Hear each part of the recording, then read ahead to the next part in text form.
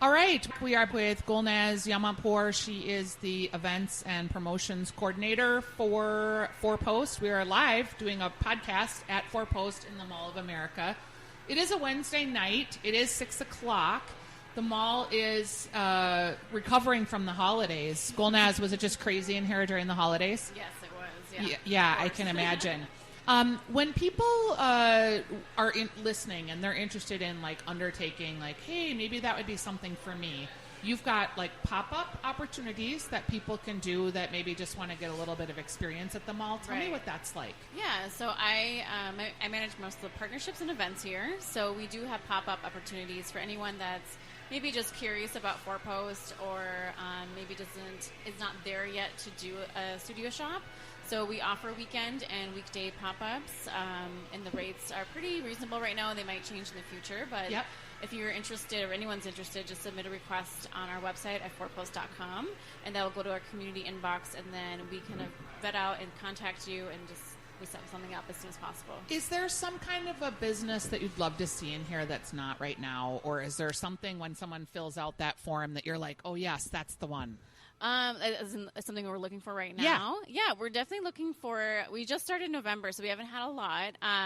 Anything in like maybe family based, like moms or kid stuff, pet stuff. We do have Cuddle Mutt here, but I know pets is a huge thing. Yeah, Cuddle Mutt is. You can listen to a podcast that we've done with them. I actually bought when she came in. Yeah, she gave me a blanket. It's a fleece blanket that's probably like a 2x2 square. It's got blue on one side and then kind of a brown plaid on the other. She researched what colors would be best for dogs, which I think is really cool. Right. And she gave me this blanket, and I have a rescue dog, and my dog is just crazy about it. She loves it. She cuddles in it every night. And then I just bought another one tonight for a friend of mine that she got a rescue dog and brought it over for the weekend, and it didn't have like a bed or a blanket. I was like, oh, I need a blanket for this dog. So that's a great product. Yeah. Okay, so pet things. And then really anything from beauty to food too. We do have food opportunities for anyone that more like packaged goods. Yes. We can't really do a lot of hot food or cold food like that. But we're open to everything.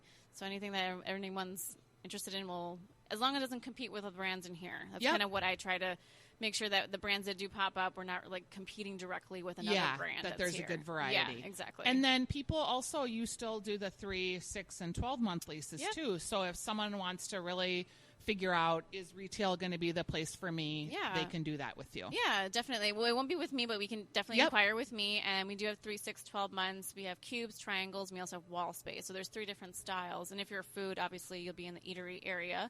But yeah, there's a lot of opportunity. There's also an educational component. We have something called a dashboard where our members can go on there and connect and read about blogs that are just exclusive for the members too. Yeah, because you take a really different approach and that you're trying to teach these makers how to be better retailers too. Exactly. Yeah, we're trying to kind of be more a partner in that aspect, like teaching anything we can from retailing, merchandising, marketing, anything like that. And that also goes into our events. So in the future, we'll have more B2B events. I was going to ask about that. Like we talked about social media with Celestine, and that's an area where you really have to stay on top of it.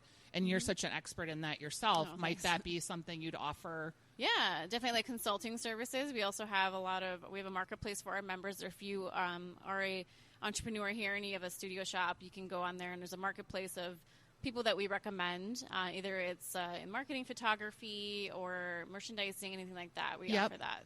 I love that. And maybe even so many makers that I meet, like they just don't have time to do this. And they don't have huge marketing budget, so they can't really afford to pay someone. But maybe if they co-opted with someone else, you could have a social media person that could work for like 5 brands, let's say, or do something like that. I love it. Yeah. Well, thank you for having us in. I'm going to move over to Jordan Diorio here. Jordan, I'm going to move my chair.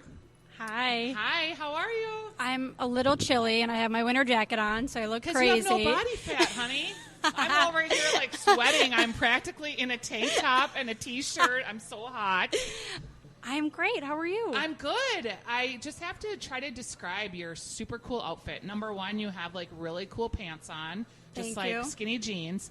Then you have, like, this really almost like Japanese looking unstructured suede rose-colored shirt that is a little boxy, that is so beautifully cut. You have good Thank style, you. my friend. You want to know? You want to know a secret? Yes. These are both hand-me-downs that I'm wearing. Really? From Yes, just a friend of mine. And now I'm going to take off my jacket. Okay, yeah, So your friend has good style. And Yeah. you're a jewelry designer, so Yes. it's no surprise that style is important to you. You have a really interesting story. I read a little bit about you, and you were working in project management. And tell me about how you learned that, like, I need to be a jeweler. So I was working at like a technology startup as a project manager. So Okay. the opposite of the previous interview that you just did. So I'm very tech savvy. Yeah. And I've always been interested in jewelry. I've been wearing jewelry probably since I was 3. Like there's pictures of me in ballet class wearing a watch, and I couldn't even tell time. Cute. And my mother was like she told me I was insistent on wearing a watch. Yeah. So I've always worn jewelry. My grandmother, who passed away 3 years ago, I have a lot of her heirlooms. I wear actually a lot of her rings every day. So I love the idea that jewelry is something that is timeless, that reminds you of a person, a place, or a memory. And so personal. Yes, super personal. It's an emotional purchase, and I'm a self-taught designer. I like to work with my hands, and because I was working in a industry where you're attached to your computer, I wanted a break, which that's where the jewelry came in. So were you designing the jewelry or literally making it? So I was designing and making it. And some of the pieces that I have are like pendulums. So I'm not cutting my pendulums by Right. any means because I'm not trained to do that because I would lose a finger probably. But yes, for probably the first year of my business on the side, I was making every single piece. Okay, so you're working the hustle. You're Yes. working your day job, then you're Yes. coming and you're working your jewelry job at night. Yes. At what point did you decide, wow, I need to do this full time? Because that's a huge step for a lot of these makers. So I actually received venture capital, and that's an interesting What? story. Well, what? I need does that I need that sound happen? effect to come in the background. So the summer of 2017, which was the first year of my business, this is going to sound a little woo-woo-y, which is Please. not surprising coming from the lady that works with crystals and Right. carries crystals in her purse. I remember I had a really hard summer, and I just had gone through a lot of personal issues, and I was just having this moment where I was like, okay, I'm going to write myself a check for a lot of money out of my business account, which had $40 in it, by the way. I wrote a 6-figure number, and I put it in my wallet. And I was like, I am no longer going to work at this job anymore. I'm going to run a business full time. And I told myself that, and I fantasized about it, and I would look at that check every single week. Okay? Do you know who else did this? Jim Carrey. Yes. Exactly where I got Amazing. exactly where He I got wrote the himself a idea $3 from. million Yes. check. Because I legitimately was looking up like motivational videos on the internet because I was going through such a hard time. And then 6 months later, I have an order come through from this woman. And my director of marketing at my last company, he walks up to me and his eyes got really big. And he goes, there's this woman who just bought 2 necklaces. You have to meet her. And I was like, okay, cool. So she emailed me before I could even get to her, and she's like, I want to take you out for coffee. And I was like, okay, cool. I'll take a mentor. I need help. This would be awesome. So I meet her for coffee, and within 15 minutes of our conversation, she was trying to make me an offer for my business. And I just remember, like, looking behind me, like, what? Is this happening? I was like, I'm sorry. Do you know what business I'm in? Like, jewelry, and, like, I don't really know if I'm ready. And she was like, if you are ready to take the next step, I want you to meet my husband, and I want you to Shark Tank style pitch us. And then I remember the car ride from that Starbucks to my day job. I was just crying because I knew my life was going to change. I just knew. And I was like, holy shit, I'm now going to be able to do that thing that I was fantasizing about, which was leaving my job. Yeah, and that you had made it through the power of intention happen in some respects. I mean, that's a little woo-woo if you read The Secret, people. Totally. So I met her and her husband at a pancake house, and I had like an iPad, and I was like going through my pitch deck, which I'd never done before, and then I was like laying my jewelry out on a table, and I just remember like her husband was like writing some things on a napkin, and then it just got really quiet, and they were like, okay, we want you to quit your job. We'll fund you for the next 2 years. And it was double the amount of what I wrote on that check. 6 months ago. So they're going to give you a couple $100,000. Yes. That's amazing. And in return, they are angel investors, so they receive a percentage of equity, which is typically how that works. And they play, it's a husband and a wife, so they play both self-made entrepreneurs. So they see the hustle and the grind in themselves and me, which is really flattering. And the woman wrote down 10 years ago, her bucket list item was to finance a woman in business who would not have the opportunity otherwise. And you just happen to be that woman. That gives you the chills. Yeah, kind of freaks me out sometimes. I'm like, oh God, that's me. Gotta deliver. Totally gotta deliver. But they don't make me feel that way. Have they mentored you as well? Yes. She mentors me. She plays more of that strategy role. She's a financial wealth planner. Yep. And he runs a big drywall company, so they have different expertise that they can help me in. But she is a mentor of mine. What do you think it was that she saw in you after buying the 2 pieces of jewelry that made her come to the table? I think grit. I think it's... Where did you get that grit? How did you know you had it? I blame my family. I'm one of 7, so I came from a big Italian... Are you a middle? I'm number 5. Okay. Big Italian greaseball family, and I know it's so gross, but it's true. I love them, but I just grew up in an environment where you work hard for everything, and my parents, the best thing about my parents is there were no expectations, so they were never disappointed, and we could always take risks. Right. So I've been working since I was 16, and I've been taking on multiple jobs and just taking risks and trying things, and my parents are so open to that, and they just constantly instilled in us the only way things are going to happen is if you do it for yourself. And you make them happen. Yes. So the jewelry itself is very intentional. Mm-hmm. Tell me about I know you have like 6 different lines, but you're using crystals, you're using stones that resonate with people based on what? So there's 3 elements to the brand. There's beauty. So I love really, really simple design. I love color. Totally inspired by a different color, and I think it evokes emotion when we see certain colors. Yep. There's meaning. So all the stones have different properties associated with them. Zodiac signs, if you meditate, there's chakras they're associated with. That's very woo-y, so you don't have to believe in that, but I do. And then the third piece is the stories, what you were talking about. As women, we're all thinking about something we're going through, something our mom, our sister, our daughters, our girlfriends are going through, and I want someone to look at a necklace and think of somebody and their story and feel connected to it. So when do you make all these connections? Like when you see the stones, do you research different stones that activate different things in different people? Tell me about that. Yeah, so a lot of it just comes from different resources. Judy Hall is like the OG of crystals. She has an entire encyclopedia series about crystals. So I've learned just from learning and reading and just being knowledgeable of it. I am not a stone expert. I know just enough for me to inform people, but I have the resources to help people who are interested in it. Because again, there are some people that just like pink, and I make a pink necklace. But if they're going through, I actually have a lot of friends that have had a hard time with like infertility and pregnancy, and like rose quartz and moonstone's really good for that. And I can't promise it's going to get you pregnant because it's illegal and I can't do that.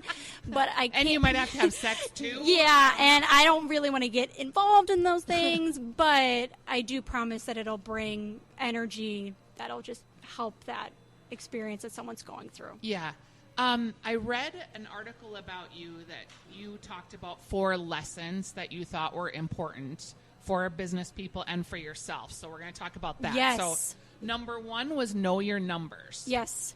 Who taught you that? Because so many makers have no idea what their numbers are. So the idea is that if you make a product and it costs you $5 to make it and you sell it for $10, what your markup is, and then what the other costs are that you have associated with your business. Because you can make 100 things and sell them and like you're successful, I guess. But if you have to pay anybody, make a living, pay taxes, figure out your cost of goods, who instilled that in you? So I think that's a 2-part answer. Former project manager, it was my job to understand budgets and if we were profitable. So I took my knowledge base of running profitable, huge projects in the tech space and took some of that foundation to look at myself and look at what I'm spending. But I also have an accountant that I work with who is way smarter than me and answers all my annoying bullshit questions about taxes and and projections, and also like doing things like understanding your profit and loss report is really important. Yes. And that just comes with, you have to be comfortable with, one, pulling that report and going in front of somebody and trying to present it to them and getting feedback. How did you find this accountant? So she was through my business partners, but before that, I was honestly just tapping into the people that I worked with in my network. Great. And I would pay them with a necklace, even Yep. like attorneys. There is free legal services at the Hennepin Library through Legal Corp where you can meet with an attorney for free at the beginning of every month. And that's what I was doing for a long time. Oh, they're so smart. Because I couldn't afford an attorney. So I think the most important thing is, if you know people within your network, just ask for help, and most of the time people want to help you. But with knowing your numbers, I think you have to be comfortable enough to know what you're spending, why you're spending, and be able to pull those reports and interpret them. Right. And not freak out. And it's okay to like freak out, but if you're not understanding your numbers, there's no way you can scale properly. Yeah, and you need to get help to understand them. Yes. It doesn't come easily. No, and it is so painful. It took me 6 weeks to figure out my cash flow report, and it was because it was multiple rounds of someone who was smarter than me looking at it, ripping it apart, and making me do it all over again. I've had that same experience. Oh, it's my not God. pretty. Yeah. Another lesson you have is protect yourself, and I'm assuming Yes. that's from a legal standpoint. Yes. And that's two-parter. Protect yourself from like a brand standpoint, like trademark your logo. If you've got designs, try and copyright them. That is also expensive. But also from like an investment standpoint, I have an 80-page operating agreement with my business partners. And that was like a 4-hour conversation. I paid for an attorney out of pocket to make sure that both parties felt very good about this agreement. There's Yep. even a clause in there if I die. Like, it's terrible. Yeah. I don't want to think about that scenario. But you do need to think about that. I was in business with my husband. We had the if I die clause, Right. if you divorce me clause, if I find you cheating clause. Like, honestly, Yeah. and my other business partner, there were 3 of us, she was like, oh, this is getting so uncomfortable. And also that taught me a lot about the phrase, just start with the end in mind. It's not negative, but understand, like, where do I want my business to be in 5 years, so I make sure that I have a clear exit strategy. Yes. And you know, if you want to sell your business, Yes. it takes 2 years to sell it because you've Totally. got to have all your ducks in a row, and you've got to have your plans in Yes. place and your profitability, and maybe you want to buy down debt. Like, there's Right. a million things that you have to do Totally. there. One of the things that I love that was a piece of advice that you gave was to have a conservative salary. People don't know when to pay themselves, and then they either pay themselves too much or too little. What was the sweet spot? For me, I decided to take the similar salary to what I was making at my last job, which was below average Yep. for what I should have been making. But my thought was, for 2 years, I'm going to pay myself this amount, and then I have no ceiling.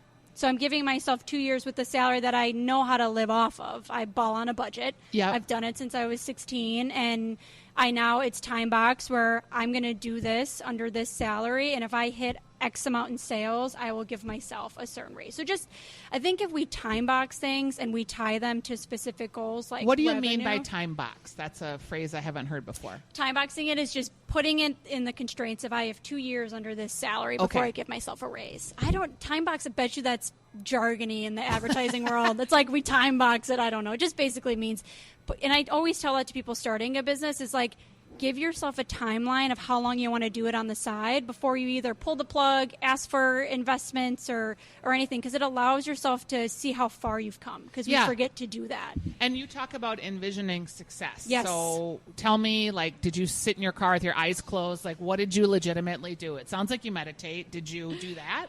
I write everything down, and I Okay. do. I'm a visualizer. I'm sitting with my 2019 Yes, I goals love in front it. of me written down.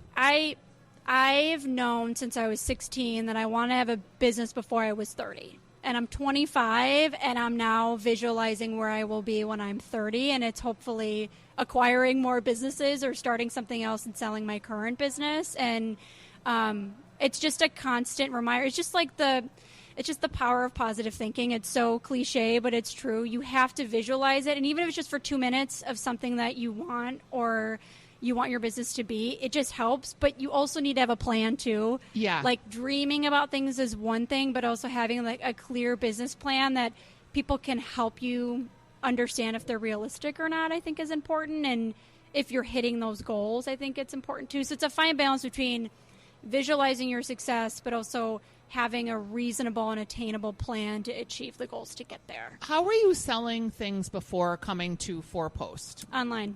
Okay, so coming from online into an actual retail environment, was that hard for you? It was hard for me from the sense is there's growing pains of hiring really good staff. So I have my own staff at Fourpost. I believe in having really good, trained, incentivized staff will make a difference because customers, I do everything in the spirit of good customer service. And yeah, I think the biggest challenge with setting up a retail store is what does that experience look like? So I hired a local artist to build all my displays. And as you can tell, it's very pink. I'm trying to subliminally message people with color. So when you see blush, you think pink, and it's working. Yep. As I've got my blush wristband on. What does blush or pink mean? It's just a light. I wanted to pick a color that represented the design. So they're light, they're dainty, and they're versatile. Yeah, and airy. And airy, yes. Yeah. But yeah, the biggest learning curve was just figuring out the logistics of good staff, understanding your cost inventory, which you guys talked about previously. How do you prepare for the unpredictable of a new space in a mall that you've never had a presence in? But to me, the entrepreneur loves the idea that this is kind of like an experiment. Yeah. I've had such a great time understanding what products are selling here versus online. What customers. Is it different? It's totally different. Why do you think? I think it's because people can try on the product, and jewelry is such an emotional purchase. I feel like you can only do so much with a beautiful photo. Like, I feel like you have to see my jewelry in person and try it on and be with your mom while you're buying it and thinking about somebody or putting on the earrings. That it just creates a different experience. And it sounds like that's a positive thing and that you like this retail environment. Yeah, I think that as much as I think everybody's trying to do the scary, like, retail's disappearing, I disagree. I think in-store retail is always going to exist, but ideas like this are going to kind of change the way we view it and make it more approachable. So brands like me, who maybe can't afford to own my own store, can test a model like this to see if I eventually down the line want to have my own store. And did Nordstrom find you here? Because there was a picture online of you and someone from Nordstrom, and they're carrying some of your products. How did that happen? So, lesson I learned from Nordstrom was if you don't ask, you don't get. So last April, I was having lunch at the Ridgedale Mall, at the Ridgedale location, which is a beautiful restaurant in that Nordstrom, really good salad. And if you haven't been, get their salad. And I don't really care for salads, but I remember I was having a meeting with my business partners, and they're like, how do we get into Nordstrom? And I was like, I don't know. I'll go ask. So I asked the store manager, and I said, hey, I'm a local brand. I basically gave her a 30-second pitch on why she should do a pop-up with me. And she was like, okay, here's my email. Just send me your stuff. So then I sent her my stuff, and then she never responded because people in retail are never responding to emails because they're on the floor. Sure. So I called her every week for 3 weeks until she was like, okay, here are the 2 dates. You can do a pop-up for the day. You have to manage everything. I was like, okay, perfect. So I did one pop-up. I exceeded the sales goal for the day. And then over the summer, Nordstrom corporate caught wind of this, and they were like, whoa, whoa, whoa, why didn't we know about this? I was like, oh, do you guys want to do a pop-up with me? And they were like, okay. So then in October, I hosted another pop-up, and I doubled my sales from the last one. And I actually think I was the highest sales for that day in that store. Did they give the managers that kind of autonomy to have a pop-up in Nordstrom's? That just seems so crazy to me. Well, I'm a rule maker, not a rule breaker. We just kind of made our own rules, and then we asked for forgiveness later. Yes, and that's don't ask for permission, beg for forgiveness is the motto of... Totally. And after that, after they saw that October pop-up sales, then I got connected to a buyer in Seattle that I now have a relationship with. Was like, let's test your stuff online for the next few months. So then 6 weeks later, I launched right before Christmas online. Okay, tell me, you're like positive Patty. Like, everything is positive, and Patty. I have my crystals in my purse, and this is all going so good. I was negative Nancy. Mm-hmm. I would be crying, driving into work, wondering if I could make payroll.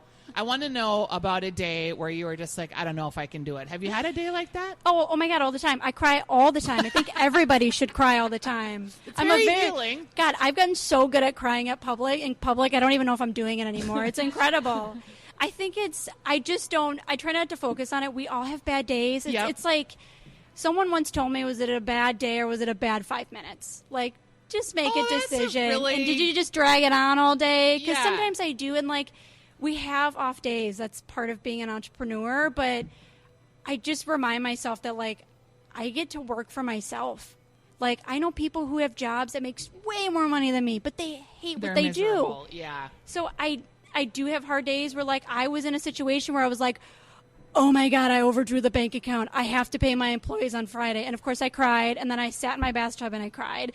And then I was like, okay, who do I need to call to help me? Yeah. And then I called my accountant, and then I called my business partner, and we figured out a solution. So we're entitled to have off days, and we should all cry. Crying is so good. I feel great when I cry. But therapeutic. It's totally therapeutic. But I think the more you allow negativity to fester, the more it comes into your life. Chaos begets chaos. I think that's the expression. And it's a choice. You totally get to choose how good or bad things affect you and how long you dwell on them.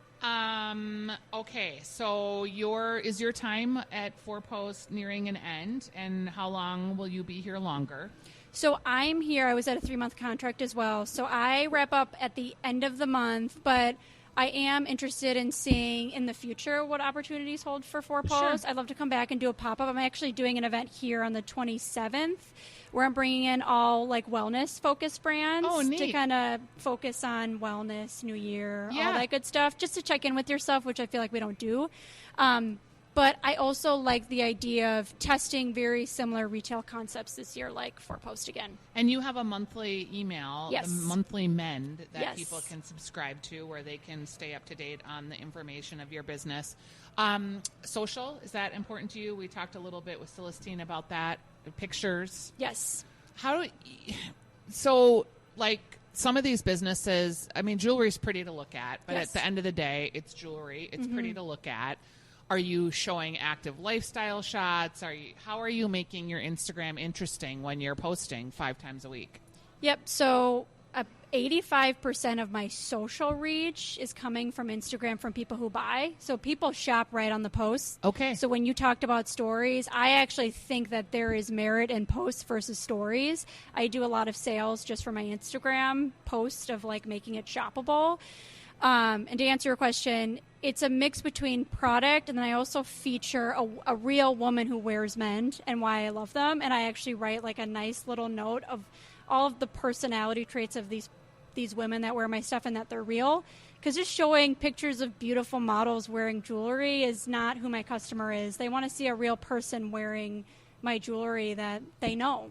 This seems really obvious and like, oh, of course, but it's not obvious. It's exceptionally smart. I'm doing a case study right now for a client, and the number one thing that brands can do is create authentic relationships with their customers. Mm-hmm. So you showing someone an example, Target just launched a whole swimsuit line, mm-hmm. and the photos were all unretouched.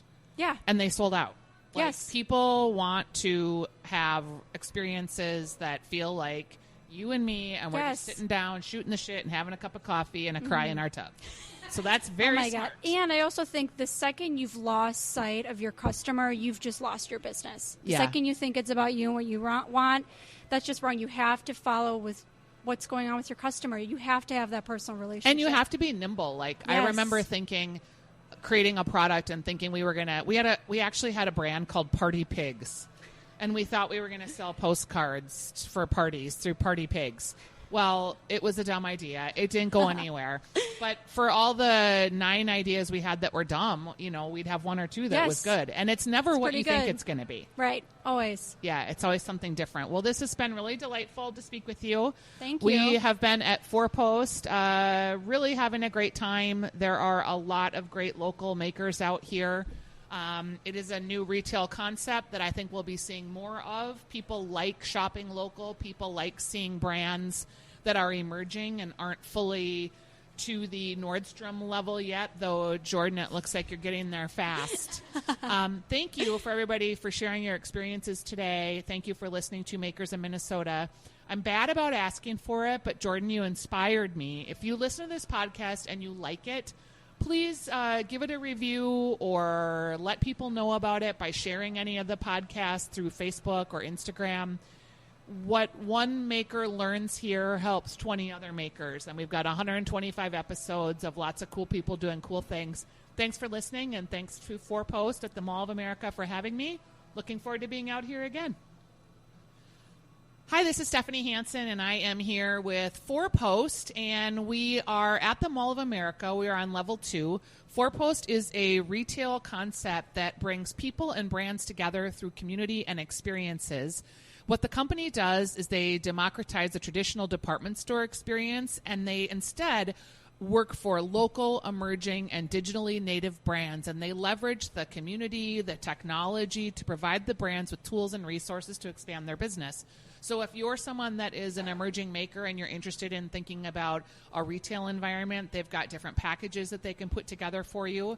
If you're interested in popping up just to see, hey, would my product sell in a retail environment? Fourpost is something that you should explore. You can find more information about their models at fourpost.com and check it out. It is a really new and emerging way for brands to collectively do business together, to support each other, and to learn about how to make their brands great.